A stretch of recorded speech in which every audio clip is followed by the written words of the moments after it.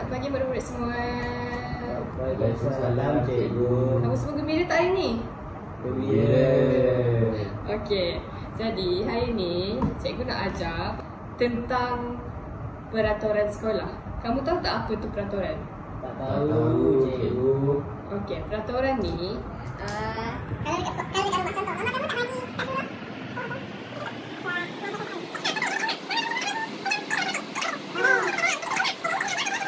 okey. Sama sekali kita tengok satu video ni dulu.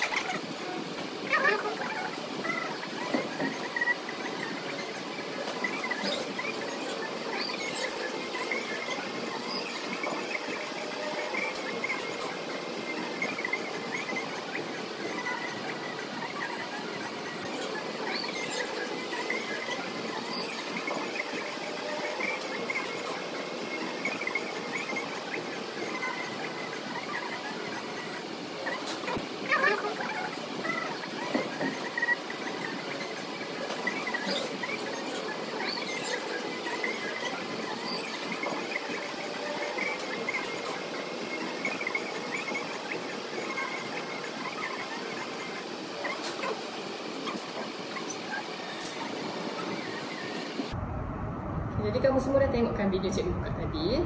Sekarang cikgu nak buat quiz. Siapa dapat betul, cikgu bagi stiker. Kamu suka tak stiker? Suka cikgu. Bagus. Kamu nampak tak dua gambar ni? Nampak. Satu ni dia tengah buat apa? Berlari. Berlari cikgu. Yang satu lagi? Duduk. Okey.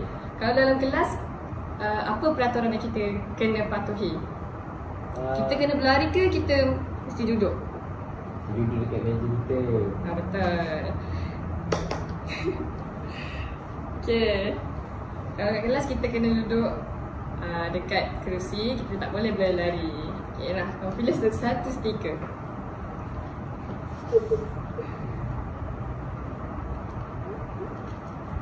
Cikgu. Sama-sama. Okey Airel, kenapa tak boleh jawab Airel? Sebab Syed jawab dulu cikgu. Okey. Okey, seterusnya. Okey, satu gambar ni dia duduk belajar, satu lagi dia buat bising.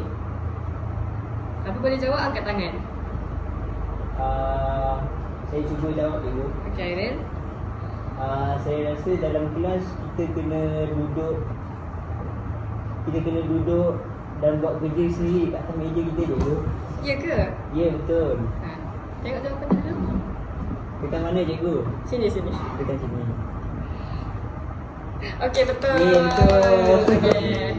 Pilih satu stiker. Saya nak stiker ni boleh cikgu? Boleh. Nak. Terima kasih cikgu. Sama-sama. Okey. Ni soalan yang terakhir tau. Gambar apa ni? Tengok betul-betul. Dia buang sampah cikgu. Satu ni dia buang sampah macam mana? Dia buang sampah dekat lantai cikgu. Okey, betul. Okey, yang ni gambar dia buang sampah merata-rata. Satu lagi dia buang sampah ke dalam tong sampah. Okey. Kalau kat dalam kelas kita kena buat yang mana satu? Apa peraturan dia? Saya buang dekat atas lantai cikgu. Kenapa macam tu? Tak boleh. Okey, kalau dalam kelas kita kena buang sampah dalam tong sampah. Kenapa kena buang sampah dalam tong sampah cikgu? Sebab kamu nak ke belajar dalam kelas yang kotor? Mesti tak nak kan? Tak nak. Sebab itulah kita kena buang sampah dalam tong sampah supaya kamu pun belajar dalam keadaan yang selesa. Okey. Itu je pembelajaran kita hari ni. Lepas ni kamu semua kena ikut peraturan tau. Baik cikgu. Okey.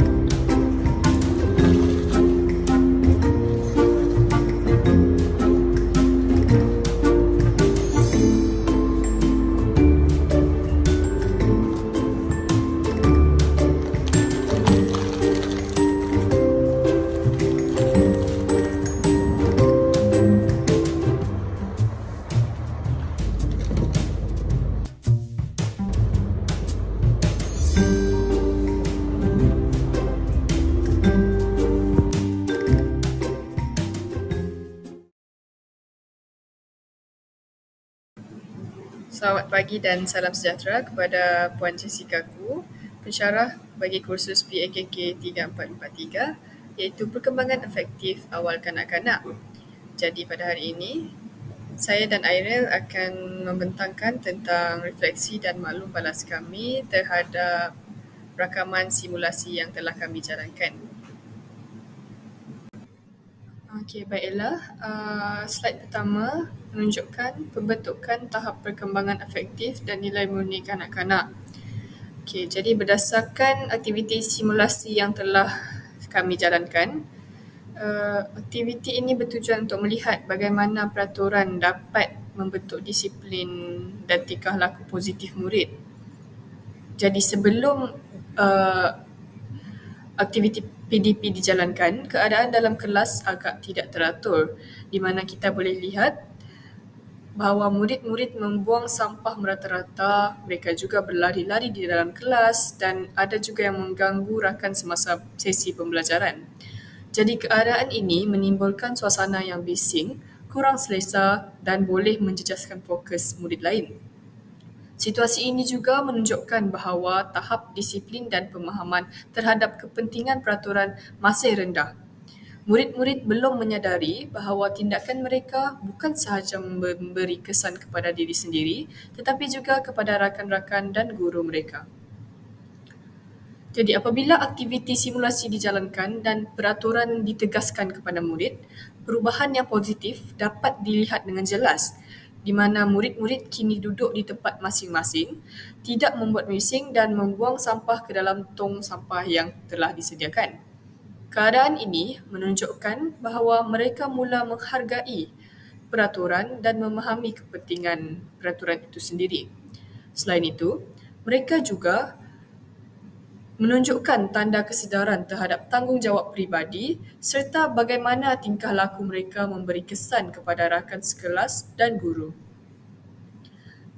Jadi daripada pemerhatian ini, kita boleh kenal pasti beberapa tahap pembentukan disiplin yang berlaku dalam kalangan murid. Di mana tahap pertama iaitu kesedaran, murid mula menyadari bahawa terdapat peraturan yang perlu mereka patuhi. Pada peringkat ini, murid memahami bahawa peraturan wujud untuk memastikan pembelajaran berjalan dengan lancar, kelas kekal selamat dan persekitaran mereka bersih. Tahap kedua pula ialah tahap pemahaman, di mana murid mula memahami sebab di sebalik peraturan. Contohnya, mereka sedar bahawa membuang sampah ke dalam tong sampah bukan sekadar arahan guru, tetapi juga untuk menjaga kebersihan kelas dan kesihatan semua orang. Mereka juga memahami bahawa duduk dengan tertib dan tidak membuat bising membolehkan mereka dan rakan-rakan belajar dengan lebih fokus. Tahap yang ketiga ialah tahap amalan. Pada peringkat ini, murid mula mengamalkan tingkah laku positif secara konsisten. Mereka membuang sampah di tempat yang betul, duduk di tempat masing-masing dan mengawal diri daripada mengganggu rakan.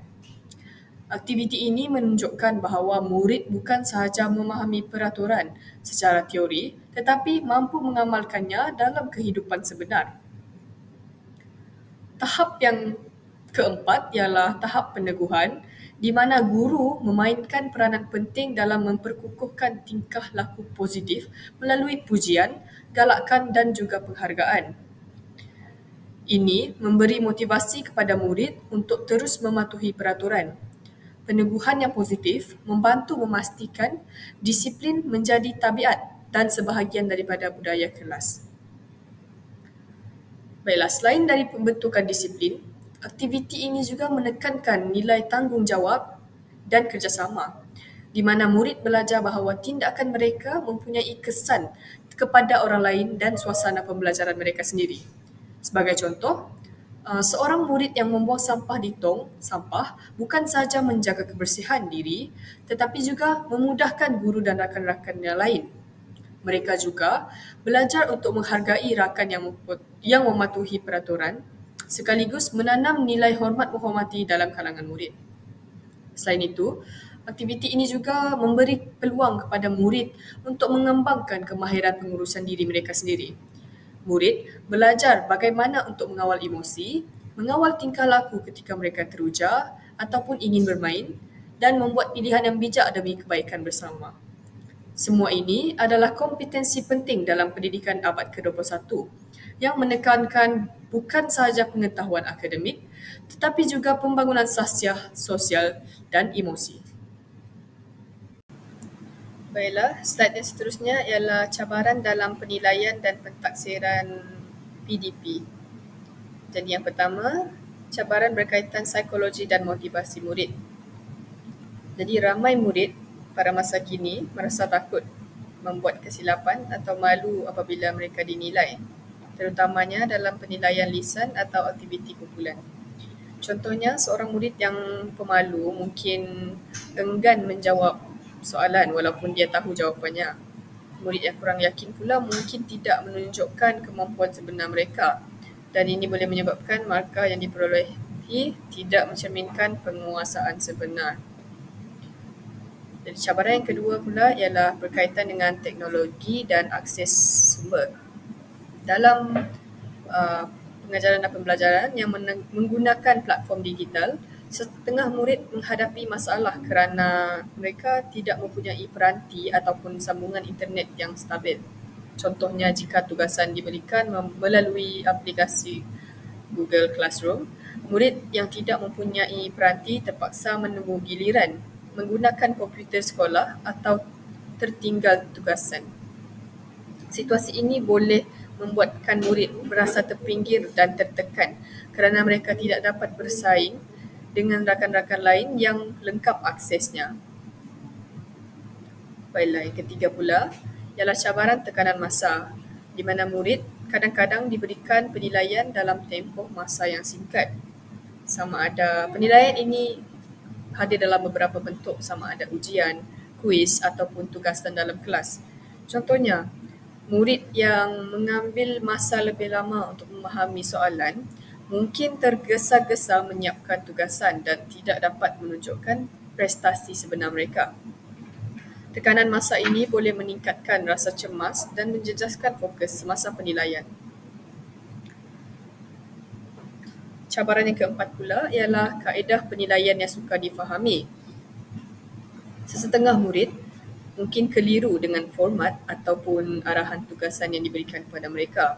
Contohnya, dalam aktiviti projek, murid mungkin tidak jelas sama ada guru menilai hasil kerja, kreativiti ataupun cara mereka bekerjasama dalam kumpulan. Jadi kekeliruan ini boleh menyebabkan murid fokus kepada aspek yang salah dan markah yang diperoleh tidak mencerminkan usaha sebenar mereka. Jadi cabaran yang terakhir iaitu cabaran tahap kemampuan yang berbeza. Jadi dalam kelas, murid mempunyai tahap penguasaan dan kebolehan yang berbeza, di mana ada yang berkebolehan tinggi dan ada yang berkebolehan terendah. Contohnya, seseorang murid mungkin akan cepat memahami konsep matematik, manakala rakan lain memerlukan lebih banyak masa atau bimbingan. Jadi hal ini boleh menyebabkan murid yang perlahan rasa tertekan atau kecewa, manakala murid yang cepat belajar mungkin bosan jika tugasan yang diberikan kepada mereka itu terlalu mudah. Jadi kesemua cabaran ini menunjukkan bahawa pengalaman murid semasa penilaian dipengaruhi oleh faktor psikologi, motivasi, akses teknologi, tekanan masa, kaedah penilaian dan perbezaan kemampuan. Jadi memahami cabaran ini membolehkan guru merancang penilaian lebih adil. Baiklah, slide yang seterusnya ialah refleksi PDP, ganjaran dan hukuman dalam amalan pedagogi masa kini. Pertama sekali, saya akan sentuh tentang ganjaran atau lebih dikenali sebagai reward. Jadi, ganjaran digunakan untuk mengukuhkan tingkah laku positif murid. Apabila murid melakukan sesuatu yang baik, ganjaran berfungsi sebagai pengiktirafan terhadap usaha mereka. Dalam konteks PDP yang telah kami jalankan, contoh ganjaran yang digunakan adalah stiker pelekat. Murid yang menunjukkan disiplin yang baik seperti duduk dengan tertib di tempat masing-masing akan menerima stiker pelekat ini. Jadi, ganjaran seperti ini bukan sahaja menarik perhatian murid tetapi juga memberi motivasi intrinsik dan ekstrinsik. Motivasi intrinsik muncul apabila murid berasa bangga dengan pencapaian mereka sendiri. Manakala, motivasi ekstrinsik muncul kerana mereka menerima ganjaran fizikal seperti stiker. Dengan ganjaran ini, murid cenderung mengulangi tingkah laku baik. Contohnya, terus duduk dengan tertib, bekerjasama dengan rakan dan aktif menyertai aktiviti pembelajaran. Selain itu, ganjaran ditekankan dalam pendekatan pedagogi positif dan pembelajaran berpusatkan murid. Ini bermakna, guru tidak hanya memberi markah atau mengajar secara formal, tetapi memberi pengiktirafan kepada usaha murid dalam bentuk yang mudah difahami dan menyeronokkan.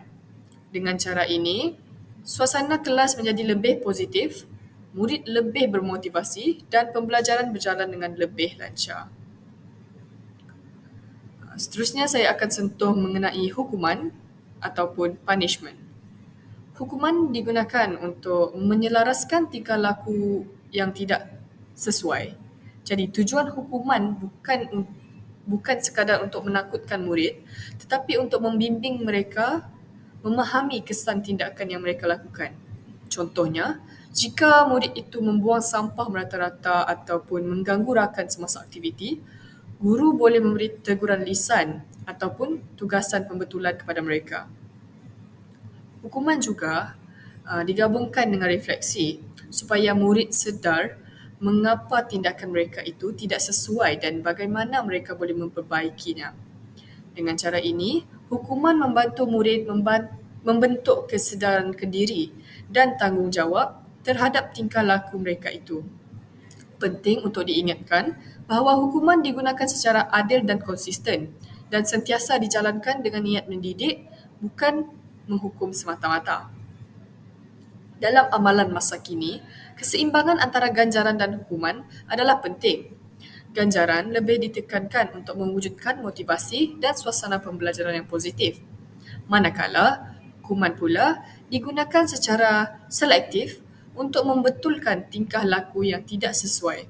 Dengan gabungan kedua-duanya, murid belajar bukan sahaja tentang disiplin, tetapi juga tentang kesedaran diri, tanggungjawab dan nilai positif dalam pembelajaran. Oleh itu, dalam proses PDP, ganjaran seperti stiker pelekat dan hukuman yang bersifat mendidik dapat membantu murid menjadi lebih berdisiplin, bertanggungjawab dan bermotivasi untuk belajar dengan lebih baik. Baiklah, Assalamualaikum warahmatullahi wabarakatuh dan selamat pagi saya ucapkan kepada Puan Jessica dan rakan-rakan yang saya kasihi sekalian. Jadi, pada pagi ini saya akan menghasilkan satu video persembahan berkaitan dengan maklum balas daripada video PDP Micro Teaching yang telah kumpulan kami lakukan pada minggu lepas. Jadi, berdasarkan video PDP Micro Teaching tersebut, saya telah membuat refleksi berkaitan video tersebut. Jadi, isi kandungan yang telah saya sediakan ini telah dipecahkan kepada 4 bahagian. Iaitu yang pertama ialah pembentukan tahap perkembangan efektif dan nilai murni pada kanak-kanak. Yang kedua adalah kaedah pembelajaran yang digunakan oleh guru, cabaran dalam penilaian dan pentaksiran PDP, dan akhir sekali iaitu berkaitan dengan refleksi PDP berkaitan dengan ganjaran dan hukuman dalam amalan pedagogi pada masa kini. Jadi yang pertama saya ingin membahas tentang pembentukan tahap perkembangan efektif dan nilai murni pada kanak-kanak. Jadi dalam video micro teaching yang telah ditunjukkan pada awal video, kita dapat melihat bahawa terdapat 2 situasi yang telah ditunjukkan dalam video tersebut. Jadi yang pertama iaitu situasi sebelum kelas dan situasi selepas kelas. Jadi dalam situasi sebelum kelas, kita dapat melihat kanak-kanak telah menunjukkan tingkah laku yang negatif, iaitu yang pertama iaitu sentiasa mengganggu rakan-rakannya di dalam kelas. Yang kedua itu berlari di dalam kelas dan akhir sekali membuang sampah merata-rata di dalam kelas. Jadi setelah aktiviti pengajaran yang telah dilakukan oleh guru, kita dapat melihat perubahan tingkah laku telah ditunjukkan di dalam video tersebut selepas kelas. Yang pertama iaitu kanak-kanak telah berubah tingkah laku daripada sentiasa menggagurakan di dalam kelas, iaitu berubah kepada duduk di tempat sendiri di dalam kelas. Yang kedua adalah tidak membuat bising di dalam kelas. Dan terakhir, kanak-kanak tersebut telah membuang sampah ke dalam tong sampah. Jadi, refleksi yang telah saya lakukan berdasarkan video tersebut adalah kaedah pembelajaran yang digunakan oleh guru tersebut telah membuatkan perubahan tingkah laku pada kanak-kanak tersebut. Jadi, guru tersebut telah menggunakan kaedah interaksi. Guru tersebut menggunakan interaksi dan komunikasi yang jelas apabila aktiviti PDP dilakukan. Jadi, kejelasan arahan yang disampaikan oleh guru secara langsung mempengaruhi keupayaan kanak-kanak untuk mematuhinya. Jadi, yang pertama itu dalam video tersebut kita dapat melihat guru telah menggunakan model komunikasi yang baik, iaitu menggunakan bahasa yang betul dan bersopan semasa memberikan arahan. Jadi, seperti yang kita tahu, kita sebagai seorang guru ini perlu menggunakan bahasa yang betul dan bersopan ketika melakukan aktiviti PDP dalam kelas, kerana kita merupakan contoh kepada kanak-kanak di dalam kelas. Jadi apabila kita menggunakan bahasa yang betul, kanak-kanak akan mudah terikut kepada guru tersebut. Jadi yang kedua adalah panduan jelas dan ringkas. Jadi dalam video tersebut juga guru tersebut mengelakkan dirinya memberikan pelbagai arahan yang kompleks pada satu masa.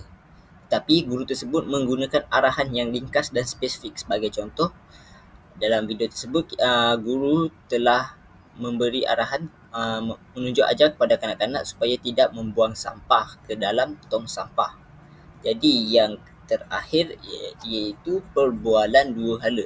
Jadi guru dalam video tersebut melibatkan kanak-kanak dalam perbualan dan bukan sekadar memberikan arahan semata-mata. Jadi apabila guru sentiasa memberikan pelbagai arahan, ini dapat memberikan peluang kepada kanak-kanak itu untuk terus belajar. Dan bukan itu sahaja, guru tersebut menggunakan bahasa yang agak terhad supaya untuk memudahkan kanak-kanak memahami apa yang disampaikan oleh guru kepada mereka. Jadi, yang kedua saya akan membuat refleksi tentang cabaran dalam penilaian dan pentaksiran PDP yang telah dilakukan dalam video tersebut. Jadi, yang pertama cabaran yang dihadapi dalam penilaian dan pentaksiran PDP yang pertama adalah ketidakstabilan prestasi kanak-kanak. Jadi, prestasi kanak-kanak kecil adalah tidak stabil dan sangat bergantung pada faktor luaran seperti mood, kesihatan, persekitaran. Jadi, penilaian yang dilakukan pada satu masa mungkin tidak mencerminkan keupayaan sebenar mereka secara keseluruhan. Jadi, dalam video tersebut, kita dapat melihat kanak-kanak ini kurang bermotivasi untuk menjawab persoalan yang telah diberikan oleh guru kepada mereka. Ini merupakan faktor yang sangat penting kita sebagai seorang guru untuk menangani masalah ini, kerana apabila kanak-kanak ini berada dalam mood yang tidak baik, ini akan menyukarkan mereka untuk bermotivasi dan mengikuti aktiviti pembelajaran dalam kelas. Oleh itu, kita perlulah menangani hal ini dengan segera. Jadi yang kedua adalah cabaran yang dihadapi adalah kekurangan sumber dan infrastruktur. Terdapat cabaran dalam menyediakan alat dan bahan bantu mengajar BBM yang pelbagai dan relevan yang diperlukan untuk aktiviti pentaksiran yang kreatif, khususnya untuk KBAT. Jadi di sesetengah sekolah, infrastruktur sokongan seperti makmal atau ruang yang sesuai mungkin tidak mencukupi. Jadi cabaran yang dihadapi oleh penilaian dan pentaksiran PDP ini seperti kekurangan sumber dan infrastruktur telah ditunjukkan dalam video tersebut. Jadi sebagai seorang guru, kita perlulah guru pendidikan awal kanak-kanak, kita perlulah menyediakan bahan bantu mengajar yang mencukupi kepada kanak-kanak supaya mereka dapat menekankan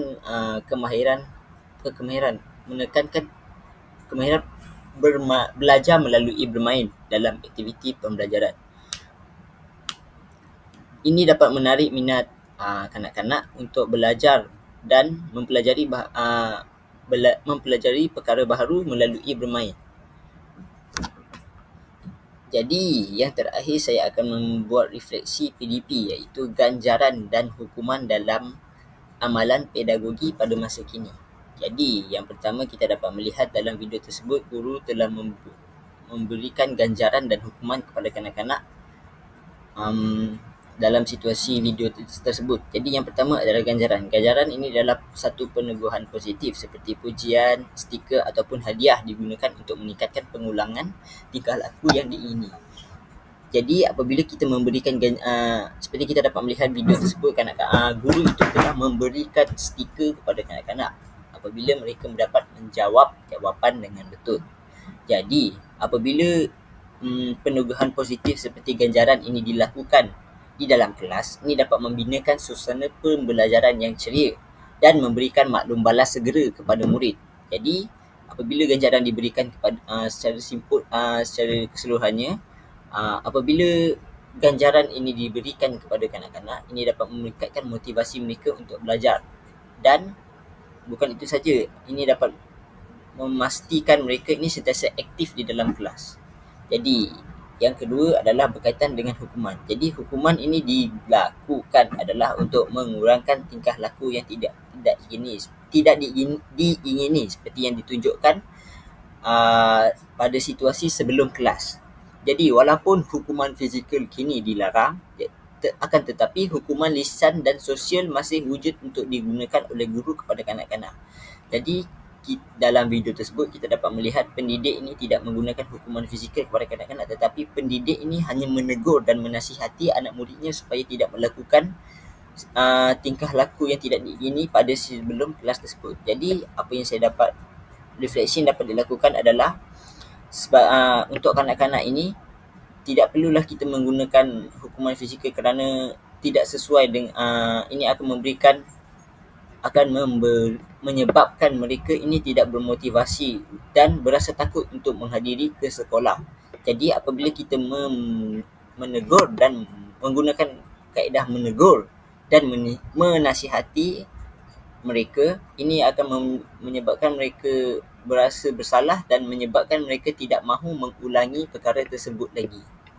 Jadi itu sahaja refleksi yang dapat saya lakukan untuk video persembahan saya pada hari ini. Jadi ini merupakan dokumentasi yang telah kami lakukan sebelum menjalankan aktiviti video persembahan ini.